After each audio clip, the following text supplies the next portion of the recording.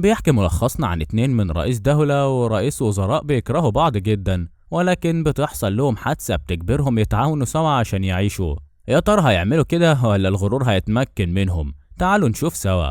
بيبدأ ملخصنا في أسبانيا في مهرجان حرب الطماطم اللي بيقام كل سنة في البلد، واللي فيه بيتم خسارة أطنان من الطماطم، وأخيرا عرفنا هي بتغلى ليه. بتغطي الخبر ده المراسلة نويل وزميلها مايك، ولكن الحقيقة بنكتشفها لما بنعرف إن نويل أصلا عاملة سرية هي واللي معاها من باقي الفريق، ومهمتهم يقبضوا على مجرم خطير اسمه فيكتور جرادوف واللي موجود في المهرجان حاليا. وبنشوف إن مع نويل قناص بيراقب الوضع، وبيشوف فيكتور في الرادار بس مش بيكون متأكد لو هو فعلا، ولازم يتأكد من خلال برنامج حكومي خاص بيهم اسمه إيشيلون، وهو برنامج مراقبة عالمي يقدر يصور أي حد في أي مكان لأنه متصل بالقمر الصناعي. بيتصلوا على المدير آدم المسؤول عن المشروع عشان يسمح لهم بالمرور للبرنامج والتأكد من هوية فيكتور، وبيسمح لهم. المبرمج الخاص بنويل بيعرف إن هو فيكتور فعلا، لكن فجأة قناص نويل بينضرب وبيموت، ومن بعدها كل الفريق بيقع لأنهم عرفوا بوجودهم هنا، وبيخلصوا على كل فريق نويل اللي مش معرفتش تنقذ ولا حد منهم. وبتتفاجئ بعدها باتنين طالعين من عربية مشبوهة، وبتكون بنت تبع فيكتور ومعاها المبرمج الخاص بيهم، وقبل ما تضربهم بيجي واحد تاني بيضربها رصاصة في صدرها بيخلص عليها، وفيكتور واقف فوق سطح مبنى بيتفرج عليهم. في انجلترا تحديدا لندن بنشوف سام رئيس الوزراء وهي بتتفرج على الأخبار، وبيعرف ان نويل الرئيس الامريكي وصل لندن عشان يقابله. بس سام بيكره ويل جدا، خصوصا انه كان ممثل مشهور قبل ما يبقى رئيس، وشايفه عيل مش قد المسؤولية. بس ويل محبوب جدا بسبب بساطته، والسلطة مش عايزة البسيط. بيوصل بعدها خبر موت نويل وكل فريقها في اسبانيا لسام اللي بيكون متعصب وزعلان. تاني يوم بيوصل ويل لقصر باكنغهام مع عيلته، والكل منتظر يشوفوا لانهم بيحبوه. اما ويل كان مع بنته اللي بتساله يعني ايه حلف الناتو اللي جاي يعمل اجتماع عشانه ده، فبيشرح لها انه حلف بيجمع اكتر من دوله بيساعدوا بعض على حمايه بعض لو حصل اي هجوم عليهم، يعني زي الاخوات اللي بيحموا بعض. مرات ويل بتقول له يا ريت يحاول يصاحب سام وبلاش يتخانقوا قدام الكاميرا، وهو بيقول لها علم وينفذ يا فندم. بتدخل باتشو مساعدته، وبتعرفوا انهم لازم يتحركوا ويظبطوا الخطاب بتاعه في الطريق. عند سام كان بيراجع مع ستون مساعده اخر تطوراته العمليه وموضوع فيكتور، وعرف ان امريكا كانت مساعده في العمليه بس فشلت. بيوصل الرئيسين للاجتماع، وبيكون كل واحد منهم مش طايق التاني، وبيقابلوا بعض، وويل بيسلم على سام وبيقول له بلاش نذكر عمليه فيكتور جوه، وكمان بلاش اسئله من الصحفي جون. بيدخلوا بعدها للقاء الصحفي، وبتكون الاسئله كلها تافهه، ولما سام بيلاقي ويل بيتكبر عليه بيطلب من الصحفي جون يساله، واللي بيسال عن عمليه فيكتور ومين يتحمل مسؤوليه اللي حصل، ومش بيكون عارف يرد عليهم لان ويل مش سياسي اصلا. بيخرجوا من الاجتماع وهم متخانقين، والكل بيشوف اللي حصل وتأكدوا انهم مش متفقين ابدا. وويل بيروح لسام يتخانق معاه لانه نبه عليها قبل اللقاء من جون، بس سام سأله لو زعلان عشان معرفش يرد لانه ملوش في السياسة والاحسن كان يفضل يمثل. براتشو بتهد ويل، وستون بيهد رئيسه، والاتنين بيعرفوه من الخناق في الوقت ده مش من مصلحتهم، وعشان يتجنبوا الكل والقال يرجعوا سوا في الطيارة الرئاسية والكل يشوفهم وهم بيتصوروا مع بعض. وبيوافق سام لان مصلحة البلد عايزة كده. عند فيكتور بنشوفه وهو بيخلص على القناص بتاعه بطريقة بشعة لأنه أخطأ الهدف ومعرفش يخلص على نويل بسهولة. نرجع مرة تانية لسام وويل اللي رايحين لاجتماع حلف الناتو، وبنشوفهم طالعين الطيارة وبيسلموا على بعض، لكن جوه كل واحد بياخد جنب لوحده. لكن ويل بيروح لسام وهو بيكلم عيلته وبيقول لهم يسلم عليهم، وبيكلمهم سام وبيطمن الزوجة إن الأمور بينهم تمام. بيقفل ويل الخط وهو بيضحك مع عيلته، وبيقول لويل انه بيمثل احسن منه لانه يقدر يخبي الخلاف اللي بينهم، وبيساله ويل بتكرهني ليه، فبيعرفوا انه مش بيكرهه انما شايفه ما يستحقش المنصب اللي فيه. بيتضايق ويل من طريقته وبيسال لو يقصد عشان افلامه مش مع ممثلين كبار. هو كان نفسه يشتغل مع ممثلين كبار بس ما جاتلوش الفرصه، لكن سام شايفه ملوش في السياسه ومسك بلد ممكن يدمرها بغبائه، وهو بيتخانقوا سوا مره تانية. في مطبخ الطيارة بنشوف واحد من القتلة متنكر كطباخ وبيخلص على فريق المراقبة وبعدها الحراس، وكل ده وسام وويل بيتخانقوا لسه لحد ما بيسمع ويل صوت جنبهم وبينبه سام، والاتنين بيتفاجئوا ان في طيارة تانية جنبهم. وبيوصل رئيس الامن عندهم وبيقول لهم يتحركوا بسرعة لان حصل عليهم هجوم، وبيحاول انه يحميهم. لكن الوضع بقى صعب لان الطيارة رمت عليهم قنابل فتحت الطيارة، والضغط ما بقاش مستقر ولسه في قتلة جوه بيخلصوا عليهم. وبيقدر رئيس الامن يوصل بيهم لموقع الباراشوتات اللي كان القاتل ولع فيهم، بس لحق منهم اتنين ولبسهم ليهم. وسألوا ويل وباقي الناس قالوا ان كل واحد منهم له مهمة، وبيعرفهم انهم هينزلوا في المجال الجوي الروسي، وبيعرفهم على المكان الآمن لهم في البلد بعد الحدود ولازم يوصلوا له، وبيزقهم من الطيارة. بعدها بنشوفهم بعدها في الهواء وبيقدر سام ينزل بسلام، أما ويل بيتعلق على الشجرة بسبب إن المظلة بتاعته ما كانتش سليمة. في الأخبار بيظهر خبر تحطم الطيارة الرئاسية وكل اللي فيها ماتوا، وبيوصل الخبر لمرات ويل اللي بتتصدم منه. نرجع لويل اللي بيفوق أخيرا وبيلاقي نفسه فوق الشجرة، وبيشوف سام جاي عليه عشان يطلع يساعده. بيسأله لو كان بخير فبيقول له أيوة، وبيعرفوا سام إنهم لازم يتحركوا للقاعدة بتاعتهم، لكن ويل بيقول له إن جنود المشاة هيجوا ينقذوهم.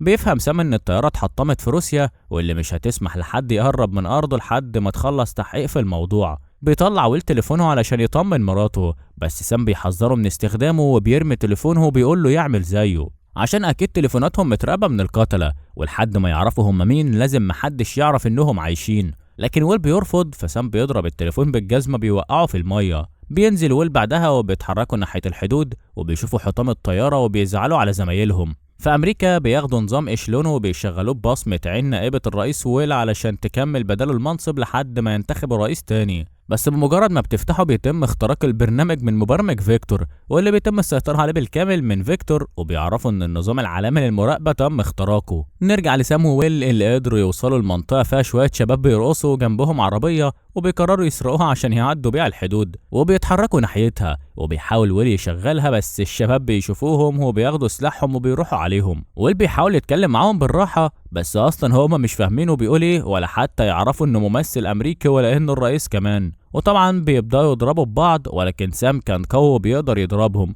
وكل ما يقول لواحد بلاش ما يسمعش كلامه يضربه. اما ويل كانت جايه معاه بالبركه خالص، والشباب بتوعها لوحدها حتى انه طير سنه واحد منهم بايده وهو مستغرب من قوته.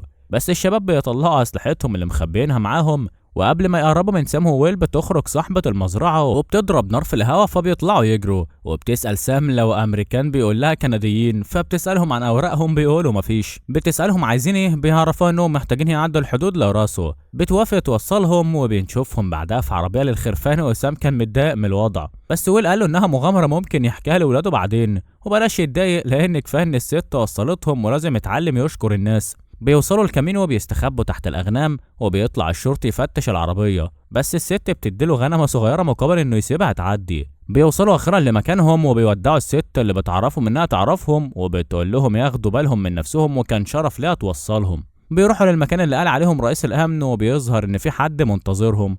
عند فيكتور بيعرفوا المبرمج إنه رصد سام وويل وبيوريه الصورة، فبيعرفوا إنهم لسه عايشين، وبيتصل برجالته عشان يروحوا يخلصوا عليهم. اما سام وويل بيطلعوا لفوق وبيقابلهم مارتي بالاحضان، وبيستغرب انه يعرف الرئيس، وبيكون ويل فرحان طبعا. بيدخلوا بعد كده وبيفرجهم على المكان، وبيعرفهم ان مهمته مراقبه الوضع للبلد من هنا واختراق بعض البرامج، لكن اول مره يكون عنده رئيسين مره واحده. بيعرفهم كمان ان النائبه مسكت مكانه واللي اقرت بفك حلف الناتو، وبيستغرب ويل انها نفذت الكلام ده، وكمان تمت السيطره على إشلون واللي اتسربت منه ملفات كتيره هتعمل مشاكل لامريكا مع باقي الدول. وعند النائبة سارة بتقول لها براتشو ان طرد ايطاليا من الناتو هيعمل مشاكل بين الدول، بس سارة بتقول لها بلاش تدخل في السياسة لانها هنا عشان مساعدة ويل مش اكتر. نرجع لويل اللي بيطلب من مارتي بيتصل على امريكا يعرفهم انهم لسه عايشين، بس سام بيقول له لا، هو الاتنين لسه هيتخانقوا. مارتي بيعرفهم ان الخط مقطوع وده معناه ان بيتم اختراقهم، وفعلا كانوا رجالة فيكتور تحت باسلحتهم وبيحاولوا يقتحموا المكان.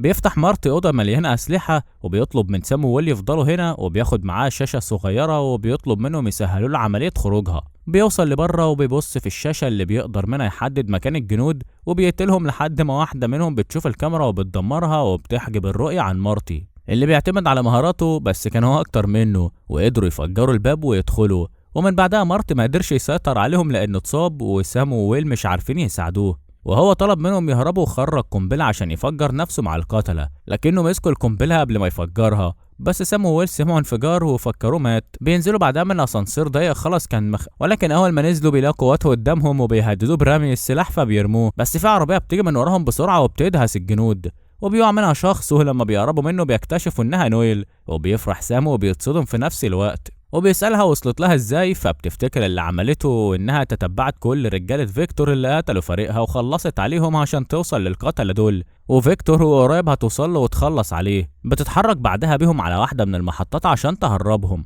وبتعرفهم في الطريق سبب اللي بيعمله فيكتور، وهو ان ابنه كان توصل لقنبلة نووية غير قابلة للذوبان، ولكن رفض انه يسلمها للحكومة بعد ما اكتمل تنفيذها بسبب تحريض من والده. فقررت الحكومة تدمر المشروع، وللأسف كان ابن فيكتور معاها وبيموت، ومن هنا فيكتور قرر الانتقام لابنه. ويل كان متعاطف مع فيكتور لأن الحكومة بدأت بقتل ابنه الأول وبعدها بتدميره، بس نويل شايفه انهم ما عملوش حاجة غلط. وسام بيعرفوا ان امن البلد لازم له تضحيات، وبيرجعوا يتخانقوا مرة تانية، ونويل بتقول لهم يخلوهم معاه شوية عشان يوصلوا. بيسألوا نفسهم مين بقى اللي عايز يقتلهم، فبيقول له ويل اللي قال له تركب معاه الطيارة وأصر عليك كهم أنا شاكك في براتشو، اللي كانت وقتها بتتخانق مع سارة على الموضوع فض حلف الناتو عشان هيأثر على البلد، وخصوصا أنا واثقة إن ويل لسه عايش ومش عايزاه يزعل، بس سارة بتفكرها إنها مجرد مساعدة وهنا عشان خاطر ويل، فبلاش تتخطى الحدود مرة تانية. نرجع لويل وسام ونويل اللي بيعدوا من محطة مية تقريبا لقطر هيهربوا فيه، بس بيلاقوا لسه طالع فبيجروا وراه، وسام مش بيعرف يطلع، فويل بيمدله ايده وبيشده، ومن هنا هتبدأ صداقتهم سوا. بيوصل المبرمج فيكتور صور سام وويل وبيعرف انهم لسه عايشين بس مش بيبلغ عنها. في القطر بنشوف سام وهو بيكلم نويل وبيتأسف لها لانه سابها، وبيسمعهم ويل اللي كان عامل نفسه نايم وبيعرف انهم بيحبوا بعض، ونويل بتروح تجيب لهم اكل وبتسيبهم سوا، وويل بيستغل الفرصة وبيقول له بيحبها بجد يتأسف لها ويرجعها له لانه واضح انها طيبة. وبنعرف ان سام ونويل كانوا زمايل الاول، بس سام اترشح للمنصب عشان عايز يعمل تغير في البلد، وفجأة بيدخل عليهم مبرمج فيكتور ومعاه حارس بسلاح وبيقول لهم اخيرا لقيتكو، وبيقتل الحارس اللي معاه، بس بيقدر يضربه طلقة في بطنه، فالمبرمج بيردها له في راسه. بيعرفهم المبرمج على نفسه وبيقول لهم ان مفيش وقت ولازم ينزلوا. بتوصل نويل وبترفع عليه السلاح، بس سام بيقول لها انه انقذهم وعايزين يسمعوه بتتحرك بيهم عند الباب، وهنا بيعرفهم المبرمج اللي كان بينزف وشكله بيموت ان فيكتور خطفه واجبره على اختراق نظام ايشلون، وهو حب يعمل حاجه صح وهرب منهم، ولازم ينطوا من القطر لان رجالته منتظراهم المحطه الجايه هيخلصوا عليهم، وبيقول لهم يروحوا لمدينه معينه وبيدوهم عنوان بيته، وبيعرفهم ان في نظامه كله، ومن هناك هيقدروا يعرفوا مين الخاين اللي سمح له بدخول النظام. وبيكتب لسام على ايده رمز المرور وبينبه عليهم موضوع انه خبى النظام كويس، وبعدها بيموت، وويل بيقول لهم لازم ننط، وبينزل سام الاول وبعدها نويل ومن بعدهم ويل. عند سارة كانت مع حلفائها واللي اعترضوا على طريقة إدارتها، والكل قرر الانسحاب من الحلف على طرد إيطاليا منه، بس واحد منهم اللي قال لها هيحصل بكرة تصويت على الموضوع ولو ما تقبلش خروجها لازم تنسى الموضوع. نرجع للشباب اللي بيكسروا عربية عشان يوصلوا بيها البيت المبرمج، وبيطلعوا فعلا بيته وبيلاقوها عبارة عن مبنى مخفي، فبيقولوا انه كذب عليهم، بس نويل بتلاحظ صندوق كله مرايات مخفي كويس وبتفتحه وبيطلع المبرمج كان مخبيه بأسلوب التمويه، بس بيلاقوا رجالة فيكتور وصلوا ليهم، فبياخد سام الأسلحة لحد ما نول تمر للنظام هي وويل ويعرفوا مين الخاين. سام كان بيحاول يعطلهم لكنه نسي يشغل الأسلحة ازاي وفجر شنطة السلاح كلها فيهم. ويل ونويل بيقدروا يعرفوا مين الخاين، وبتطلع براتشو هو وبيزعل ويل لأنه كان بيعزها. بعدها بيتفاجئوا ان الصندوق اللي هم فيه بينسحب بطياره، وسام كان لسه في المبنى اللي بيرموه بالصواريخ وبينفجر، ونويل بتصرخ عشانه وبتعيط وبتقول لويل بعد ما بتهدى انهم لازم ينطوا على اقرب سطح بينزلوا عليه،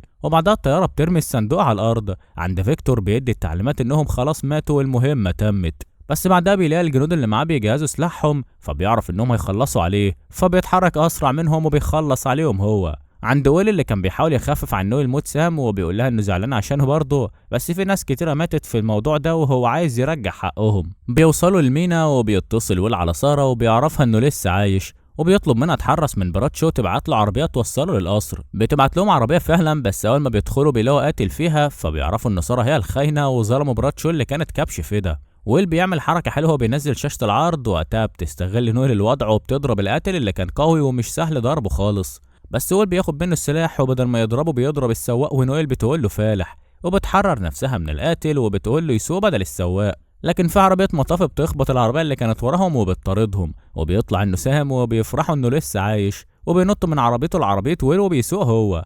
اما ويل ونويل كانوا ورا مع القاتل اللي مش عارفين يخلصوا منه، وكمان وراهم 3 عربيات عايزه تخلص عليهم، بس ويل بيفتح الباب ونويل بترميه منه، واخيرا بيكونوا جوه بامان، بس لسه في عربيات وراهم وبيجي دور سام في انقاذهم، وبيتحرك بالعربيه ناحيه طريق انحراف وبيقدر يعدي منه، بس العربيه اللي وراه بتقع من عليه وبتنفجر، وبيكون بقى عربيتين بيكملوا وراهم، بس بيقدر سام يزوغ منهم وبيوصل للمؤتمر، وبيوقفوا سارة عند فض التحالف واللي بتعارضه لانه ما بقاش الرئيس، لكن ويل بيثبت انها خاينه، وقبل ما تتكلم بتجيلها رصاصه في دماغها، وبيكون فيكتور وصل للمؤتمر برجالته اللي امرهم يخلصوا على الكل، وبدأ الرؤساء يستخبوا تحت الترابيزات، ونويل والحرس بيهاجموا فيكتور اللي قدر يهرب من نويل والقاتل هاجمها هي. وقتها سام وويل طلعوا وراه، ونويل كانت مع القاتل اللي ما كانتش قادرة عليه، لكن عرفت تنط بين على السلم وقتله بكسر رقبته. اما ويل وسام كانوا في مواجهة فيكتور اللي خلص ذخيرته، لكن لقى سهم وقدر يسيطر بيه عليهم وهددهم عشان يبعدوا لان ذخيرتهم خلصت برضه. وكان في طيارة منتظرها يهرب بيها وطلع فيها فعلا، بس سام سأله لو هيسيبه يهرب،